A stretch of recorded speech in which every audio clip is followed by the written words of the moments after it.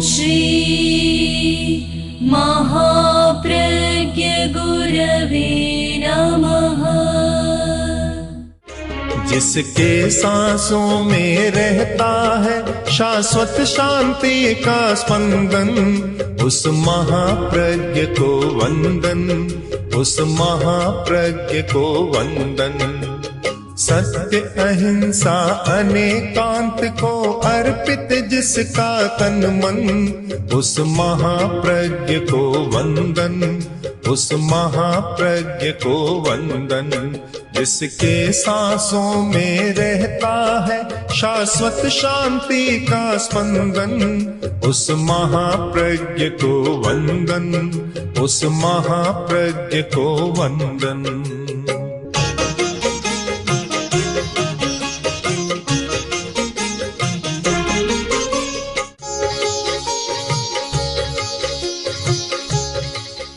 सत्य के लिए भी एक विशाल चेतना की जरूरत है, और जब तक वह विशाल चेतना, जिसे हम कहें अतीन्द्रिय चेतना, जागृत नहीं होती, तब तक सत्य का साक्षात्कार नहीं होता। और सत्य का साक्षात्कार नहीं होता तब तक समस्या का समाधान भी नहीं होता। मैं तो मानता हूँ जितनी उलझने हैं, समस्याएं हैं, वे मिथ्या दृष्टिकोण के कारण है या मिथ्या चारित्र के कारण है। समस्याओं के दो बड़े कारण हैं, मिथ्या दर्शन, मिथ्या दृष्टिकोण और मिथ्या चारित्र, अनैतिक व्यवहार। ये समस्या के दो बड़े कारण हैं। इन कारणों को ध्यान में रखकर और आगमकारों ने लिखा, बहुत सुंदर सूक्त है, एक सूत्र कृतांग सूत्र का, कि सदा सच्चेन संपन्ने मेत्तिं भूयेषु कप्पये। सदा सच्चेन संपन्ने, सदा सत्य से युक्त बनो और सबके साथ मैत्री करो। सत्य से संयुक्त बने, सत्य की खोज करें।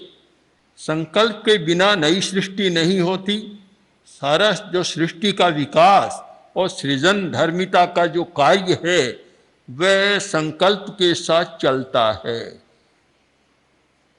आजकल तो बिना आर्किटेक्ट आए कोई मकान भी नहीं बनता। पुराने लोग तो बना लेते थे, आज तो पहले आर्किटेक्चर आए और वह सारा नक्शा बनाए तब कोई भवन बनता है।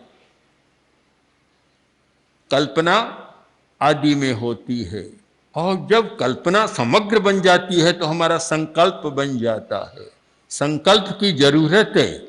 संकल्प शक्ति कमजोर है, इसीलिए समस्याएं उग्र बन रही है।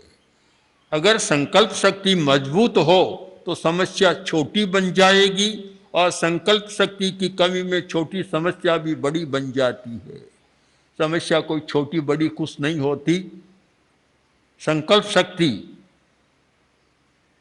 यदि है तो बहुत बड़े से बड़ी बात छोटी बन जाती है। हमारी कमी है कि संकल्प शक्ति का विकास नहीं है। आदमी का मन इतना चंचल है कि एक मिनट सोचता है, दूसरे मिनट बात दूसरी हो जाती है, और इसीलिए सारा व्यवहार वादों पर चल रहा, आश्वासनों पर चल रहा। आश्वासन देते चले जाते हैं, वादे करते चले जाते हैं, और गाड़ी आगे चलती चली जाती है। समस्या का कोई समाधान नहीं, यह रास्ता भी नहीं है। समस्या का समाधान है नया सृजन, नई सृष्टि। ईश्वर ने सृष्टि बनाई, कोई ईश्वरवादी मानता होगा, मान रहे हैं, पर मैं तो ये देख रहा हूं कि हर आदमी सृष्टि का निर्माण कर रहा है।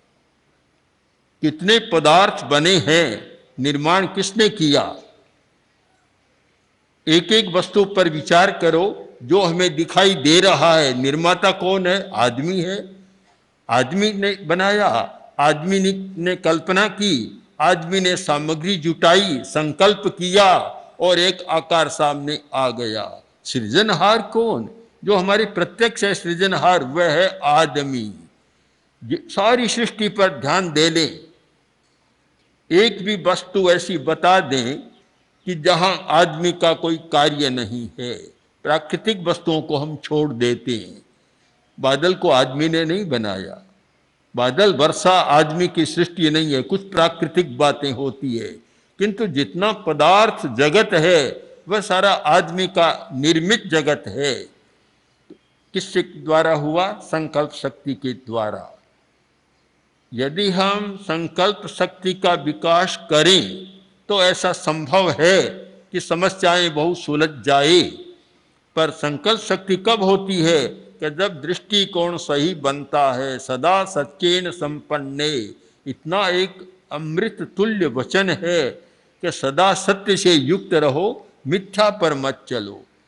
ये आश्वासन देना भी मिथ्या है, झूठी बातें करना भी सारा मिथ्या है, और झूठी बातों में उलझाना भी मिथ्या है। सारा मिथ्यावाद चल रहा है और कोई सार नहीं हो रहा है।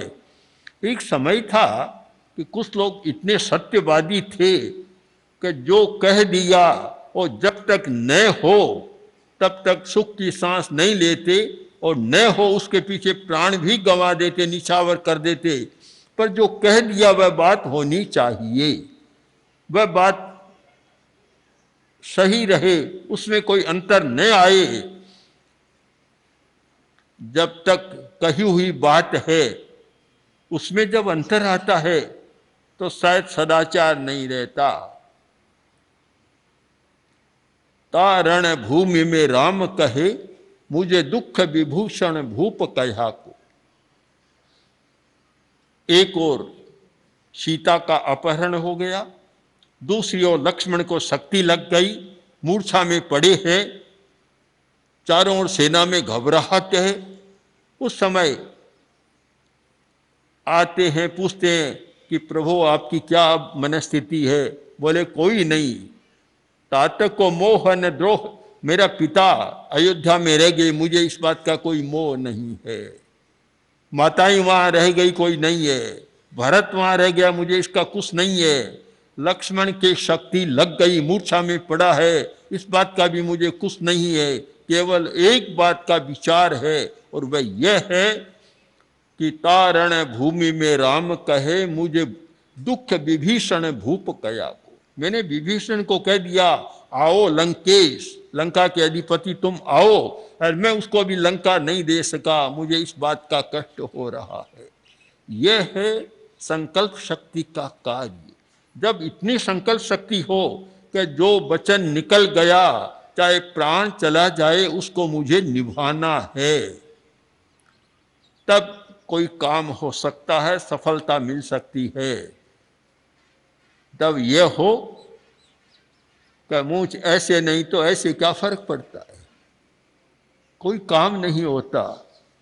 लचीला होना अच्छी बात है, फ्लेक्सिबल होना, लचीलापन होना बहुत अच्छी बात है, किंतु जहाँ कार्य का प्रश्न है और कौशल का प्रश्न है, संकल्प का प्रश्न है, वहाँ लचीला नहीं, वहाँ तो मजबूत होना जरूरी होता है।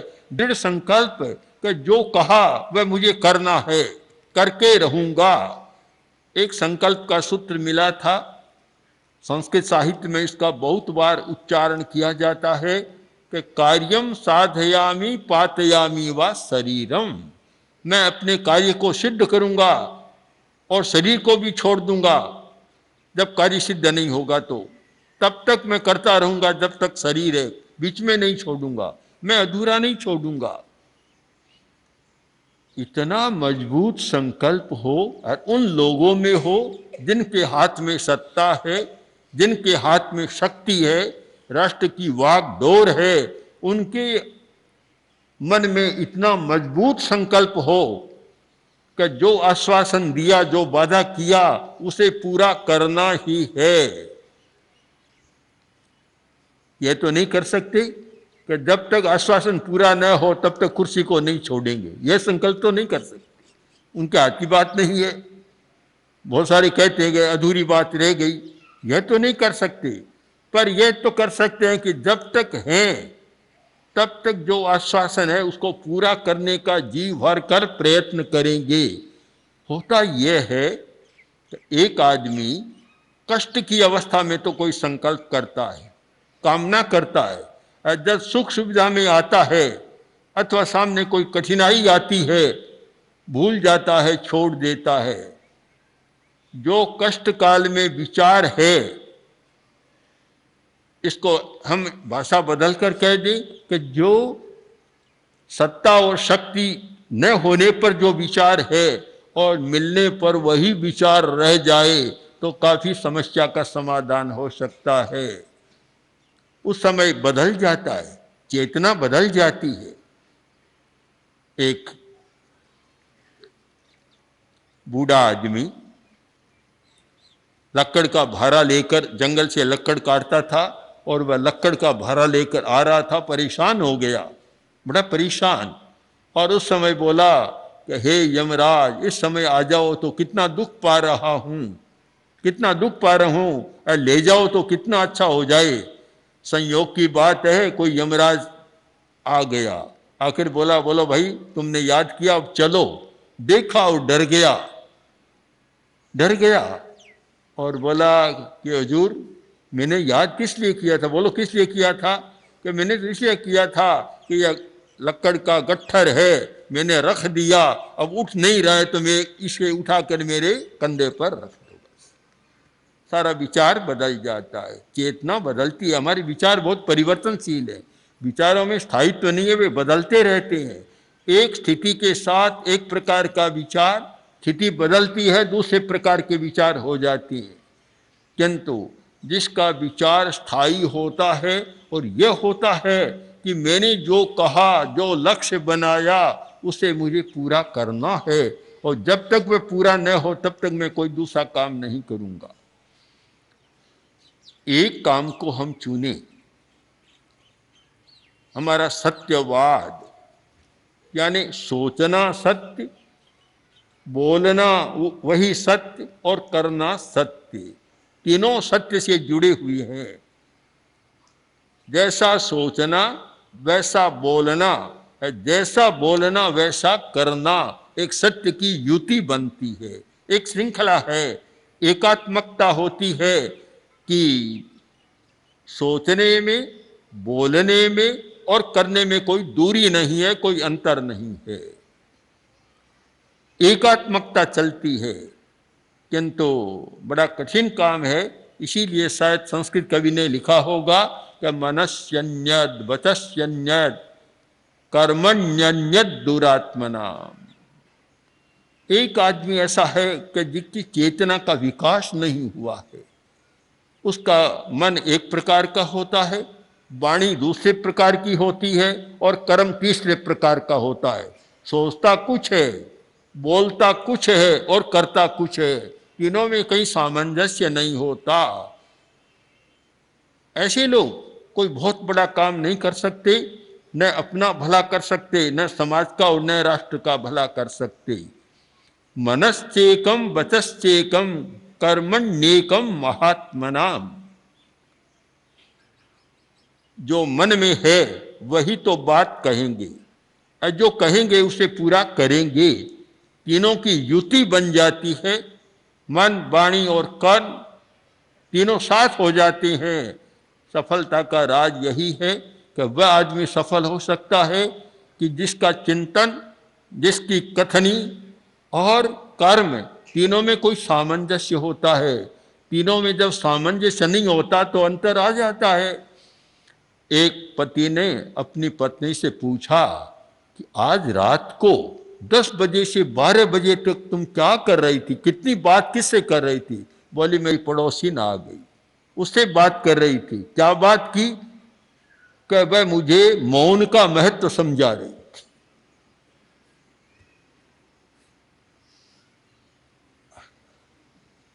अब मौन को बताने के लिए 2 घंटा का समय चाहिए। मौन को वैसे नहीं समझाया जा सकता, मौन को तो करके ही समझाया जा सकता है। किंतु एक विरोधाभास, एक अंतर होता है हमारी कथनी और करनी में। यही तो आज की समस्या है, बड़ी विडंबना है कि जो कहा जाता है वह हो नहीं रहा है। ये दूरी है। दूरी का कारण कि सदा सच्चेन संपन्ने, सत्य एक साथ नहीं चल रहा है। हम सत्य को व्यवहार के धरातल पर तीन मान ले, मानसिक सत्य, वाचिक सत्य और कायिक सत्य। तीनों एक साथ चले तो फिर कार्य में सफलता मिलती है और आदमी बहुत बड़ा काम कर सकता है। पर तीनों एक साथ नहीं रहते, तीनों में इतना अलगाव हो गया, सोचता तो बहुत अच्छा है पर करते समय कुछ नहीं, अलगाव हो गया, दूरी हो गई। और इस दूरी के कारण धार्मिक लोग भी सम्यकवाद में सत्य के साथ नहीं रहते, मिथ्या आचार में चले जाते हैं, मिथ्या चिंतन, मिथ्या वाक और मिथ्या आचार। और इसीलिए शायद समस्याएं बढ़ती है और कष्ट भी भोगते हैं। एक दिन एक व्यापारी ने अपने कर्मचारी से फोन किया कि देखो, आज से एक संकल्प करो कि तुम गेहूं में कंकड़ नहीं मिलाओगे, चीनी में मिलावट नहीं करोगे और घी में भी मिलावट नहीं करोगे, तुम संकल्प करो। तो बोला, हुजूर रोज तो आप मुझे सिखाते हैं, आज आप मनाही कर रहे हैं, ये क्या बात है, क्या हुआ, आप कहाँ से बोल रहे हैं? तो बोला, मैंने इसको समझ लिया कि करना अच्छा नहीं है। तो ये बताए बोल कहाँ से रहे? कि जेल से बोल रहा। अब जेल से तो बोल रहा है, जब घर में था, दुकान में था, तब तो कहता, बेटे से भी कहता कि बेटा आटे में मिलावट कर दी, हाँ पिताजी कर दी, घी में कर दी, कहाँ पिताजी कर दी, मसालों में मिलावट कर दी, तो अब चलो महाराज का बखान सुनने चले। तो रोज तो आप ये सिखा रहे थे, आज आप कह रहे हैं कि मिलावट मत करो, ये मत करो। तब पूछा, आप कहाँ से बोल रहे हैं? आज नई दुनिया से बोल रहे हैं? कि जेल से बोल रहा हूं। अब जब दुकान घर में था तब विचार एक प्रकार का था, अपराध में पकड़ा गया, जेल में चला गया, तब विचार बदल गया। कितना अच्छा होता कि सत्य से संयुक्त होता, पहले ही ऐसा विचार होता, पहले से ही अपने बेटे को और मुनीम को ऐसी सीख देता तो शायद जेल की यात्रा करनी नहीं पड़ती। बहुत सुंदर बात कही, सदा सच्चेन संपन्ने। यदि तुम्हें अच्छा काम करना है, सफल होना है, तो सत्य के साथ रहो, मिथ्या में मत जाओ। एक संकल्प यह हो जाए कि मैं सत्य के साथ जीवन जीऊंगा, मिथ्या आचार नहीं करूंगा, मिथ्या भाषण नहीं करूंगा और मिथ्या चिंतन भी नहीं करूंगा, सदा सत्य के साथ जीऊंगा, तो शायद बहुत सारी समस्याओं का समाधान और बहुत सारे डॉक्टरों को निकम्मा बनाने का प्रयोग, बहुत सारी दवाओं को निकम्मा बनाने का प्रयोग है। ऐसा लगता नहीं, किंतु आप आयुर्वेद को पढ़ें, आयुर्वेद का प्रारंभ यहाँ से होता है कि आचारो ही रसायनम। जब प्रश्न आया कि च्यवनप्राश, ब्रह्म रसायन, आमल की रसायन आदि आदि सैकड़ों प्रकार के रसायन होते हैं, तो इन सब में श्रेष्ठ रसायन कौन सा है, सबसे बढ़िया रसायन कौन सा? तो आयुर्वेद के महान आचार्य चरक कहते हैं कि आचार परम रसायनम, आचार सबसे बढ़िया रसायन है, सबसे श्रेष्ठ है रसायन आचार। अगर आपका आचार अच्छा नहीं है और चाहे जितना च्यवनप्राश चाटे, चाहे जितना ब्रह्म रसायन ले, आप स्वस्थ नहीं रह सकेंगे। अगर आप स्वस्थ रहना चाहते हैं तो आचार के रसायन का सेवन करें और उसके साथ कभी आवश्यकता हो तो फिर दूसरे औषधीय रसायनों का भी प्रयोग कर सकते हैं, तो आपको लाभ होगा, अन्यथा लाभ नहीं मिलेगा। आचार रसायन है। यदि मुझे कोई पूछे कि आज सबसे बढ़िया दवा कौन सी जिससे आदमी स्वस्थ रह सके, समाज स्वस्थ रह सके, तो मैं कहना पसंद करूंगा अणुव्रत। अणुव्रत से बढ़िया कोई रसायन में दवा मेरी दृष्टि में नहीं है। जो व्यक्ति अणुव्रत का अनुपालन करता है, आप कोई सर्वे करें, पूरा लेखा जोखा करें, 100 आदमियों को चुन लें और 2 ग्रुप बना ले, एक कंट्रोल ग्रुप और एक एक्सपेरिमेंटल ग्रुप, 2 बना लें, और 50 आदमी तो अणुव्रत के साथ जीवन जी रहे हैं, अणुव्रत की चेतना के साथ, और 50 आदमी खूब बेईमानी के साथ जी रहे हैं। आप उनका स्वास्थ्य की दृष्टि से भी परीक्षण करेंगे तो रिजल्ट ये होगा कि 50 आदमी तो दवा के सहारे, डॉक्टरों के सहारे, डॉक्टरों की शरण में जी रहे हैं और दुख के साथ जी रहे हैं, और वे 50 आदमी जो एक्सपेरिमेंटल ग्रुप के हैं वे बड़े आनंद के साथ जी रहे हैं। ये जो बुराई की चेतना है, ये आदमी को बीमार भी बनाती है। बीमारी का बहुत बड़ा कारण हमारा भाव है। आज के खोजों में, आज के वैज्ञानिकों ने इस सच्चाई को बहुत खोजा है कि हमारी भावधारा, हमारा नेगेटिव एटीट्यूड, हमारी नकारात्मक निषेधात्मक भावधारा, ये बहुत बड़ी बड़ी बीमारियों को पैदा करती है, बड़ा कारण है। और अगर हम इनसे बचते रहें तो बहुत बड़ा लाभ हो सकता है। यह बात अभी लगता है धार्मिक जगत में भी समझ में नहीं आ रही है। धर्म की परिभाषा दूसरी बन गई है, कर्मकांड करो धर्म समाप्त हो जाता है। वास्तव में सच्चाई के साथ जीना सीखो, यह धर्म की मूल आधार भित्ति है। सच्चाई के साथ जियो, ये मिथ्याचार में मत जियो। यह बात समझ में आए तब कुछ हो सकता है। मेत्तिंग भूयेषु कप्पये, जो व्यक्ति सच्चाई के साथ जीता है वही व्यक्ति सबके साथ मैत्री कर सकता है। मैत्री करो, मैत्री भी परम औषध है। आप अगर मैत्री की भावना करें, आपकी बहुत सारी समस्याएं, अंतर की भीतर की समस्याएं सुलझ जाएगी, तनाव नहीं होगा और तनाव से पैदा होने वाली बीमारियां भी कम हो जाएगी। एक बड़ा प्रयोग है मैत्री की भावना का। हम लोग प्रेक्षा ध्यान में मैत्री की अनुप्रेक्षा कराते हैं, प्रयोग कराते हैं, और उससे दिमाग इतना हल्का होता है। और जब दिमाग तनाव से मुक्त होता है तो रोगों का भी अपने आप उपचार हो जाता है, क्योंकि आखिर तनाव आता है दिमाग में जब मैत्री नहीं होती। आज चिकित्सा जगत को भी लें कि चिकित्सा करने वाले भी रोगी की चिकित्सा करते हैं, वहाँ एक सहायता की भावना, सहयोग की भावना, मैत्री की भावना कितनी है और पैसे की भावना कितनी है। मैंने कुछ घटनाएं सुनी, आश्चर्य में रह गया कि सेवा का जगत और कहाँ चला गया। आचार्य तुलसी जब दिल्ली में थे, सन 94 की बात है, वहाँ विराज रहे थे, तो डॉक्टर कुचेरिया से कहा कि एक डॉक्टरों का ऐसा करो जिससे डॉक्टर अणुव्रती बने, नैतिकता के साथ काम करे। उन्होंने कहा मैं प्रयत्न करूंगा। 5, 10, 15 दिन के बाद आए और बोले संभव नहीं है, संभव नहीं है, बड़ी कठिनाई है, पैसा इतना प्रमुख बन गया।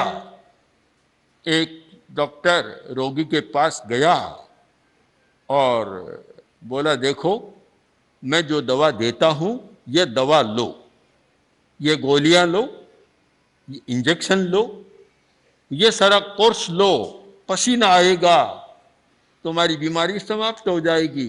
बोले डॉक्टर साहब पहले बिल बता दो, बिल देख कर ही पसीना तो आ जाएगा, दवा लेने की जरूरत ही नहीं, पसीना तो पैसे ही आ जाएगा। तो जहां इस प्रकार की वृत्ति बनती है, ऐसा व्यवहार बनता है, कारण क्या? कारण क्या? आप स्वयं खोजें कि मैत्री की भावना नहीं है। ओम श्री महाप्रज्ञ गुरवे नमः। ओम श्री महाप्रज्ञ गुरवे नमः। ओम श्री महाप्रज्ञ गुरवे